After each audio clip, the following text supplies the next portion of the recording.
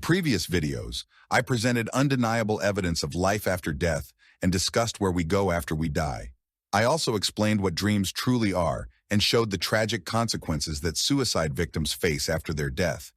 Additionally, I shared two of the many NDE stories I've collected over more than 20 years of researching the phenomena of death and life beyond the physical body. If you haven't watched them yet, I encourage you to click on my channel's name and go to the video section, where you can find all the videos I've created so far. In this episode, I'll present you with another NDE story from my collection. This will be the tale of a young man who experienced clinical death due to a motorcycle accident. After returning to his physical body, he recounted the fantastic journeys he took in the non-material realms.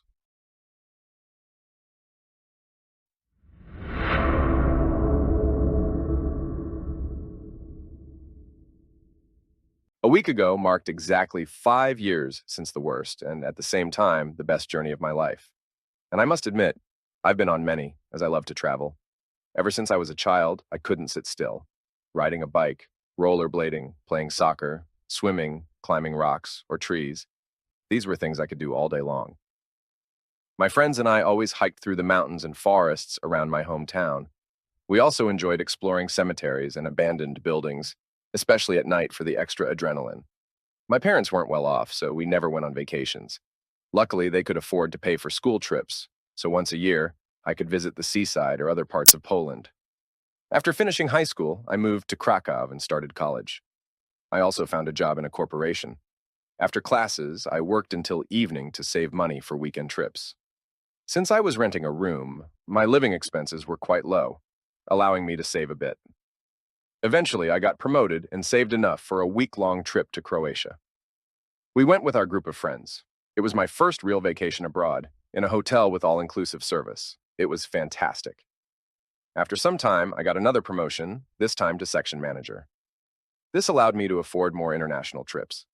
I've seen a fair bit of the world, but that doesn't mean I gave up on sports and physical activity, lying by hotel pools all day. Not at all. I still couldn't sit still and craved adrenaline rushes. But one of those adrenaline rushes turned out to be deadly. You see, I added riding my sports bike to the list of activities that gave me those adrenaline boosts. It was something that really gave me a thrill. When I really sped up, it felt like I was flying at an incredible speed. I also loved weaving through traffic at high speed. Only those who have ridden a motorcycle can truly understand the feeling of freedom it gives. As I got more experienced, I became bolder in my riding. I rode both alone and with friends. One of those friends, about 15 years older than me, warned me that I was riding too recklessly.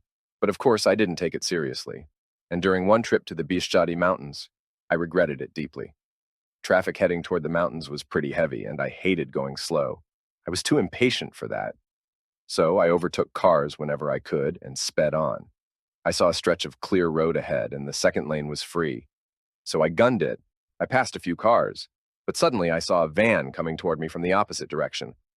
I thought I could still pass 2 more cars and get back into my lane in time, but I slightly miscalculated. I managed to return to my lane, but as I was merging back, my rear tire clipped the front of the car I was overtaking. I lost control of the bike. It jerked violently, I couldn't regain control, and it toppled over at high speed. I felt the impact as I hit the road and the force that flung me. But then almost immediately, everything stopped. I no longer felt any force pulling me around. It surprised me greatly. I opened my eyes and saw that I was floating in the air.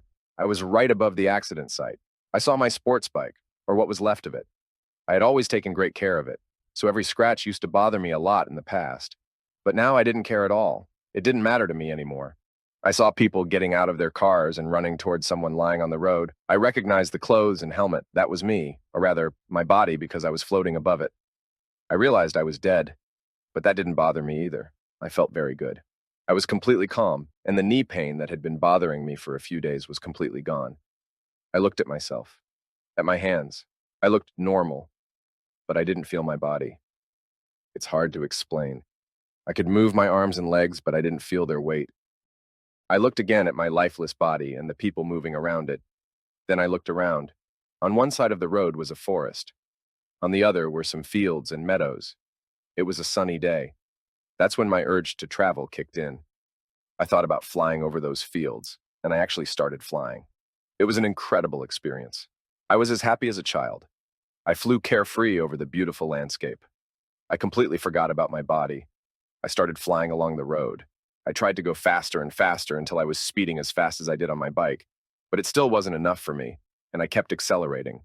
Eventually, I was flying so fast that the scenery blurred. I was curious how quickly I could get to Krakow. And as soon as I thought about it, I sped up even more. In just a moment, I began to slow down, and the view became clear. I looked around and noticed that I was floating right above Krakow's main square. As usual, it was bustling with people. I was thrilled. I started thinking about where to fly next. I know, I'll fly over the sea. And again, I began to gain speed. The view blurred again for a moment, but in just a short time, I found myself above the sea. I landed on a beach. I touched the sand with my hand. I couldn't grab it, but I could feel it.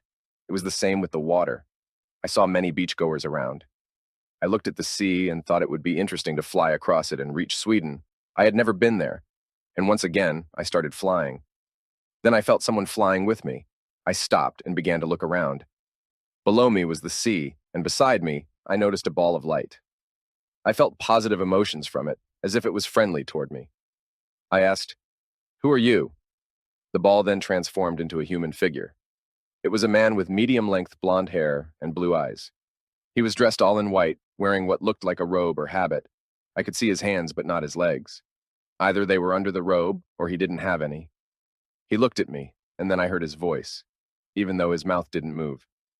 "Don't be afraid, I'm a friend." "A friend? But I don't think we know each other," I replied, and he smiled. "What do you want from me?" I asked. He responded, "You have to go back. Your life isn't over yet." His words surprised me, so I asked, "How can it not be over?" "I died in a motorcycle accident." He smiled again and replied without moving his lips, "You will continue to live. You must go back." His words irritated me, so I said, "But I don't want to go back. I'm happy here. I can fly and explore whatever I want. I'll never see this much in that body. I'm not going back." The smile faded slightly from his face, but he didn't seem angry with me. He looked at me more with pity. And then I heard his voice again saying, "All right. Since you don't want to go back, I'll show you your life." And then scenes from my life started to appear. That's when I understood the saying, my whole life flashed before my eyes. I didn't just see them, I relived every moment of my life. That's when it hit me how selfish I had been. I hadn't visited my parents in a long time.